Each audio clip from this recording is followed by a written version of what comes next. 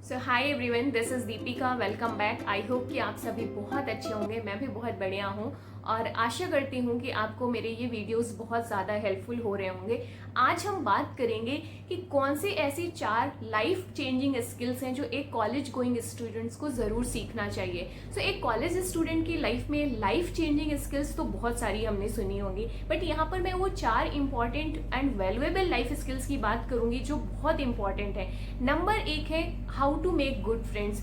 सो friends making भी एक तरीके से क्या है, एक स्किल है, एक सोशल स्किल है कि देखो, जब आप कॉलेज जाते हैं तो उसमें बहुत सारे लोग रहते हैं, बहुत सारे लोग आपसे इन्फ्लुएंस होते हैं, वो आपको फॉलो करेंगे, और बहुत सारे लोगों से आप इन्फ्लुएंस होंगे और आप उन्हें फॉलो करने की कोशिश करेंगे। तो इस प्रोसेस में जो सोशलाइजेशन की प्रोसेस है, इस प्रोसेस में आपको ये ध्यान रखना है कि कौन से लोग हैं जो आपके आपकी आपकी लाइफ में कंट्रीब्यूट करेंगे, वो भी पॉजिटिव तरीके से, राइट। तो आप ऐसे नहीं है कि अननेसेसरी किसी से भी इन्फ्लुएंस हो रहे हैं, क्योंकि जनरली आपने देखा है कि जो बुरा जो इन्वायरमेंट होता है उसका प्रभाव जल्दी पड़ता है हम पर। तो कॉलेज लाइफ ऐसी होती है कि वहां पर पेरेंट्स का कंट्रोल थोड़ा कम हो जाता है हम पर, और हम एक हॉस्टल लाइफ जी रहे होते हैं। ऐसे में क्या करना है भाई, हमें अपना ध्यान खुद रखना है। तो आपको एक अच्छे फ्रेंड्स कैसे बनाएं, ये लाइफ स्किल सीखनी बहुत ज़रूरी है। देखो, अच्छे फ्रेंड्स, आपको जो फ्रेंड्स होते हैं ना, वो आपको ऊपर भी ले जा सकते हैं, नीचे भी ले जा सकते हैं। तो आपको बहुत ही केयरफुली डिसाइड करना है कि भाई आपकी प्रायोरिटीज़ हैं, जो हैं आपकी जो लाइफ के गोल्स हैं, उसको कौन से लोग मैच कर रहे हैं, और ऐसे लोगों के साथ में आपका टाइम स्पेंड होना चाहिए। अब यहाँ पर मैं आप कुछ बुरे और अच्छे की का कैटेगराइजेशन नहीं कर रही हूँ।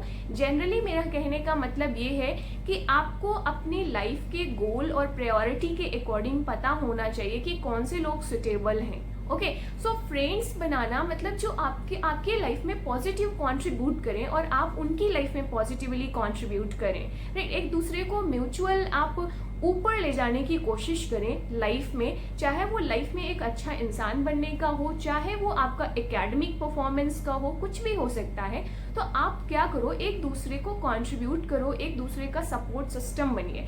तो ऐसे फ्रेंड्स बनाओ जो सपोर्ट सिस्टम बन सके आपका, और आप उनके लिए सपोर्ट सिस्टम बन सके।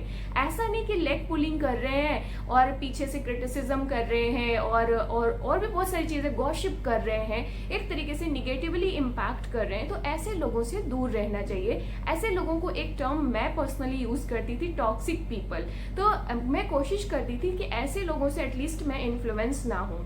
तो हैशटैग टॉक्सिक पीपल आपने सुना होगा, आजकल बहुत ट्रेंडिंग रहता है कि भाई जो आपको निगेटिवली इम्पैक्ट कर रहे हैं, एटलीस्ट उनसे दूर रहिए आप। हो सकता है वो किसी और के लिए बहुत अच्छे हों, बट मेरे लिए पर्सनली मुझे सुटेबल नहीं हो रहे हैं, सूट नहीं कर रहे हैं, तो मैं उनसे डिस्टेंस बना कर रहूंगी। तो ये एक इम्पॉर्टेंट स्किल है जो आपको एक कॉलेज गोइंग स्टूडेंट को जरूर सीखनी चाहिए। नेक्स्ट इंपॉर्टेंट एक स्किल आती है कि सेल्फ सफिशिएंट बनना। अब जब हम स्कूल लाइफ से उठकर बाहर निकलकर एक कॉलेज लाइफ में आते हैं, तो यहाँ पर आपको सेल्फ सफिशिएंट बनने की कोशिश करना है। सेल्फ सफिशिएंट का मेरा मतलब ये है कि आपको अपने काम खुद करने आना चाहिए।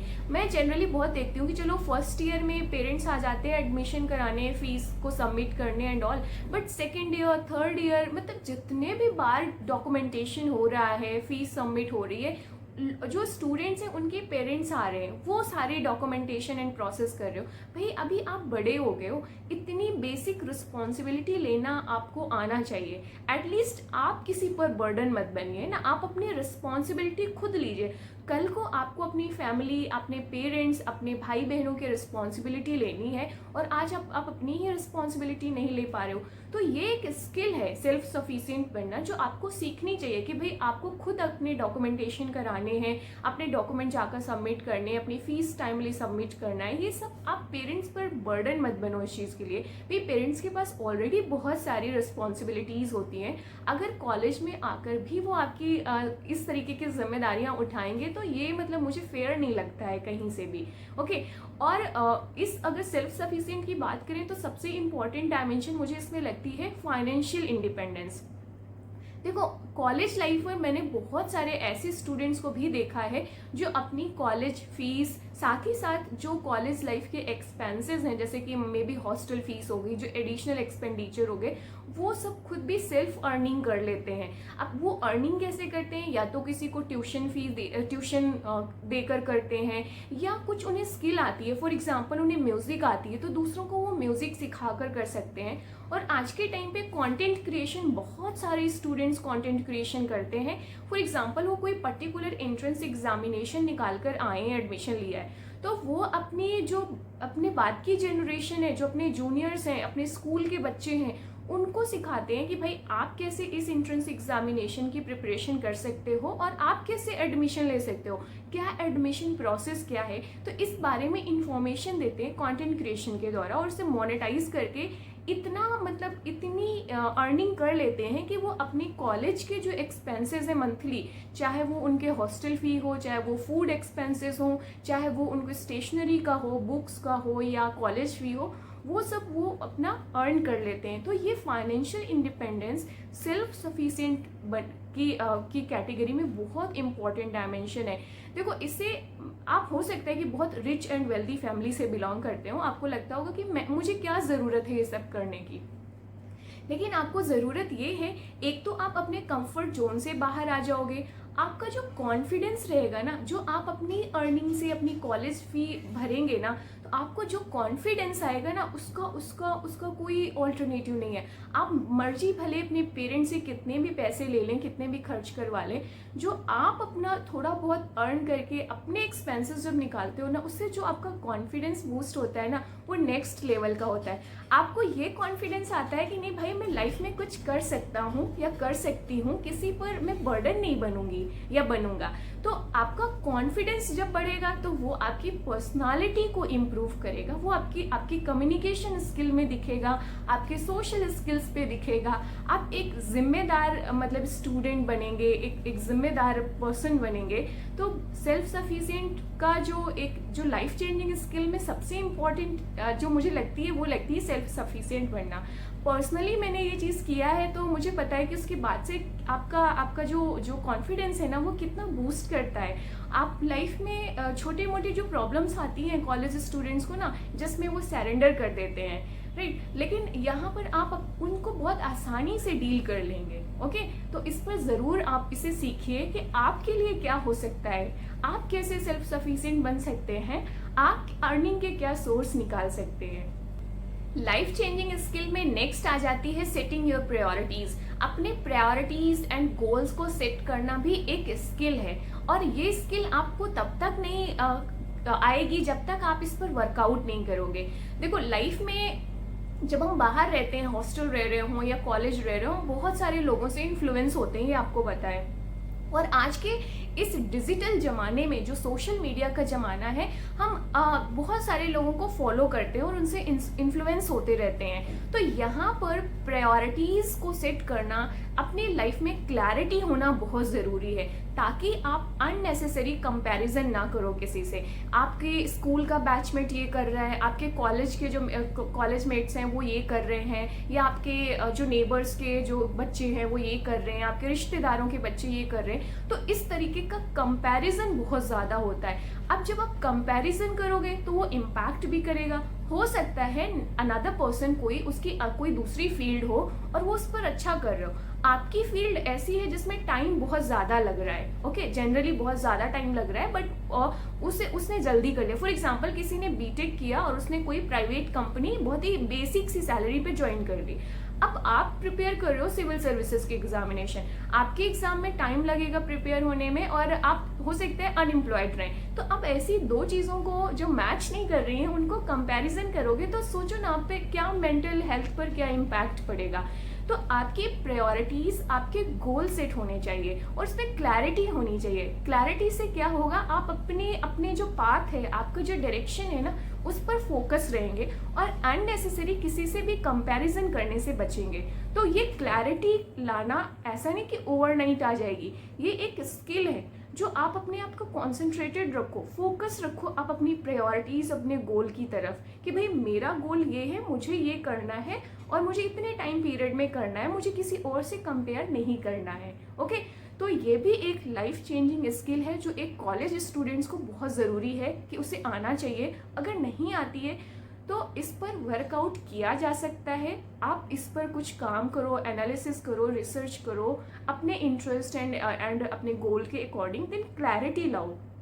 फिर अपनी प्रायोरिटीज सेट करो कि हाँ आपकी फर्स्ट प्रायोरिटी ये है, देन सेकंड प्रायोरिटी ये है। ओके, तो ये चीज़ एक लाइफ स्किल है जो एक कॉलेज स्टूडेंट्स को मतलब सीखनी चाहिए। अगर आपको आती है तो बहुत ज़रूरी है, बहुत अच्छी बात है, और अगर नहीं आती है तो कोई बात नहीं, आप इसे सीख सकते हो। Okay, and last but not the least जो लाइफ स्किल है वो है टाइम मैनेजमेंट। आपने बहुत लोगों से सुना होगा, बहुत जगह पढ़ा होगा कि एक स्टूडेंट, क्या मुझे लगता है हर एक पर्सन की लाइफ में टाइम मैनेजमेंट एक ऐसा फैक्टर या ऐसी लाइफ स्किल है जो हर किसी को आनी चाहिए।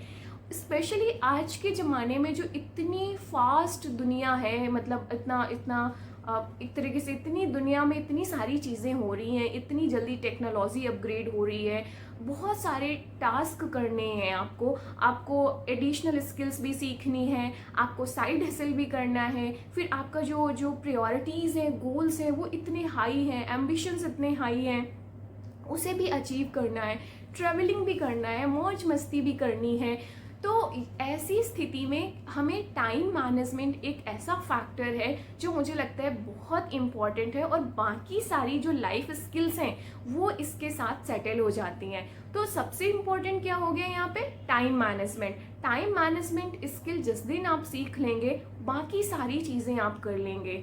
आप अपने फ्रेंड्स के साथ अच्छा टाइम भी स्पेंड कर लेंगे, आप साइड हसल भी बहुत अच्छे से कर लेंगे, आप एडिशनल स्किल्स भी सीख लेंगे, आप अपना एकेडमिक जो कॉलेज लाइफ है उसको भी बहुत अच्छा कर लेंगे, और आप जो सेल्फ सफिशिएंट, फाइनेंशियल इंडिपेंडेंस ये अचीव करना, ये सब भी इसी के थ्रू आ जाएगा। अब टाइम मैनेजमेंट आप सभी को पता है, मैं इसमें बहुत ज़्यादा बात नहीं करना चाहूँगी, बट हाँ इसके बहुत सारे तरीके हैं जो मेरे लिए वर्कआउट करता है, वो मैं यहाँ शेयर करना चाहूँगी। कि मॉर्निंग में ही उठकर आपके पास एक रूटीन होना चाहिए कि आपके पास क्या क्या टास्क है। या तो आप रात में सोने के पहले कर लो कि नेक्स्ट डे मेरी क्लासेस कितनी बजे से हैं, देन मेरे साइड हसल में फॉर एग्जांपल आप कोई पर्टिकुलर स्पोर्ट खेलते हो तो उसको मुझे कितना टाइम देना है। ओके, या म्यूज़िक सीखते हो तो म्यूज़िक के लिए टाइम क्या होगा मेरे लिए। तो इस तरीके की एक लिस्ट होनी चाहिए। कंटेंट क्रिएशन कर रहे हो तो उसका टॉपिक क्या होगा, उसकी स्क्रिप्ट क्या होगी, और कैसे आप उस पर कंटेंट क्रिएशन करोगे। तो ये एक तरीके से क्या है, आप एक पूरा शेड्यूल होना आपके पास। और आप अगर इस तरीके की बेसिक चीज़ पर्सनली मेरे लिए बहुत ज़्यादा काम करती है कि भाई आपका जो टू डू लिस्ट है ना वो क्लियर है, तो आप फोकस्ड हो कि हाँ चेक चेक चेक ये चीज़ें मुझे करनी है। शाम में आप उसे एक बार सोने से पहले देख सकते हो कि जो टू डू लिस्ट थी उसमें से आपने क्या क्या चीज़ें कर ली थी कंप्लीट, और क्या चीज़ रह गया था। जो रह गया था क्या वो उतना इम्पोर्टेंट था, प्रायोरिटी में था, कि ये सेकंड प्रायोरिटी थी इसलिए आपने इसे नहीं किया। आप थोड़ा बहुत एनालिसिस रखो।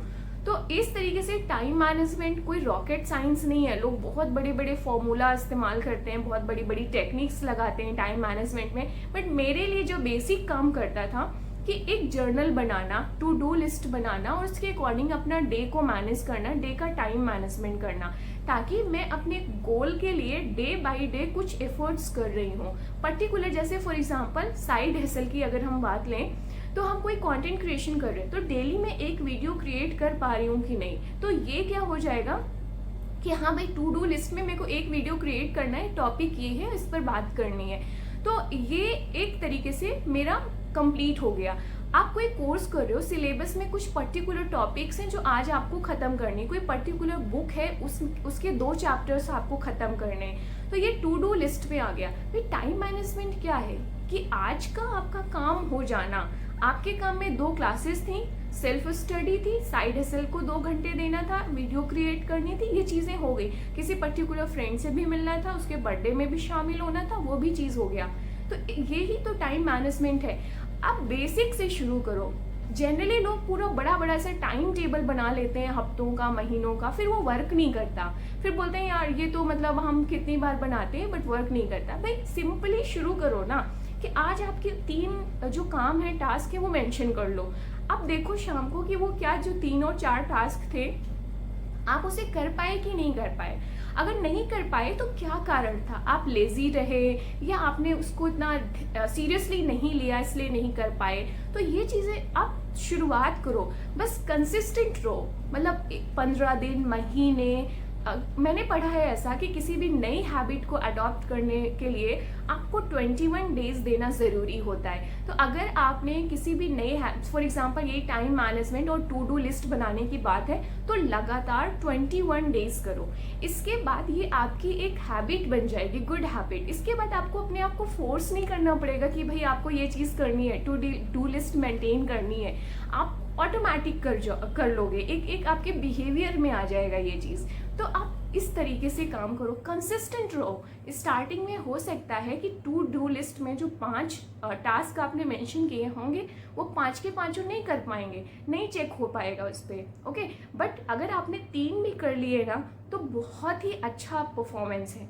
मेन है कि आप ऐसा टू डू लिस्ट बनाओ और उसमें कुछ 1-2 टास्क कर पाओ। अगर आप लगातार ये काम कर रहे हो तो एक दिन ऐसा आएगा कि जो 10 के 10 टू डू लिस्ट पे आपने टास्क मेंशन किए थे वो 10 के 10 आप कर लोगे। ये मेरा पर्सनल एक्सपीरियंस है। स्टार्टिंग में मेरे से 1 या 2 होता था, बट आज ऐसा टाइम है कि आप 10 के 10 कर सकते हो टास्क, उसमें आपसे भी बहुत आसानी से हो जाएगा ये। टाइम मैनेजमेंट से रिलेटेड अगर आपके पास कोई स्पेशल ट्रिक है तो मुझे कमेंट करके ज़रूर बताना कि हाँ आपके लिए क्या काम करता है। तो ये थी 4 लाइफ चेंजिंग स्किल्स जो एक कॉलेज स्टूडेंट्स को ज़रूर सीखनी चाहिए। आई होप कि आपने ये वीडियो एंजॉय किया होगा और जो ये लाइफ चेंजिंग स्किल्स है आप इन सब चीज़ों से आप रिलेट कर पा रहे होंगे, क्योंकि आप डे टू डे लाइफ में आप इन सब चीज़ों से गुजर रहे होंगे और ऑलरेडी बहुत सारे लोगों ने इन चीज़ों का एक्सपीरियंस लिया होगा या किया होगा ये सारी चीज़ें। अगर आपने ऐसा कुछ किया है तो मुझे कमेंट में ज़रूर अपना एक्सपीरियंस शेयर करिएगा। और वीडियो कैसी लगी तो ये भी मुझे कमेंट बॉक्स में शेयर करिएगा। अगर वीडियो पसंद आई होगी तो वीडियो को लाइक करिएगा। पहली बार चैनल में आए हुए तो चैनल को सब्सक्राइब ज़रूर करिएगा। और आप मुझे इंस्टाग्राम पे भी फॉलो कर सकते हैं। इंस्टाग्राम की जो आईडी है इस वीडियो के डिस्क्रिप्शन बॉक्स में मिल जाएगी आपको, जहाँ पर आप डायरेक्टली कम्युनिकेट कर सकते हैं मेरे साथ में। सो मिलते हैं नेक्स्ट वीडियो में। Bye bye, take care, keep learning, keep exploring.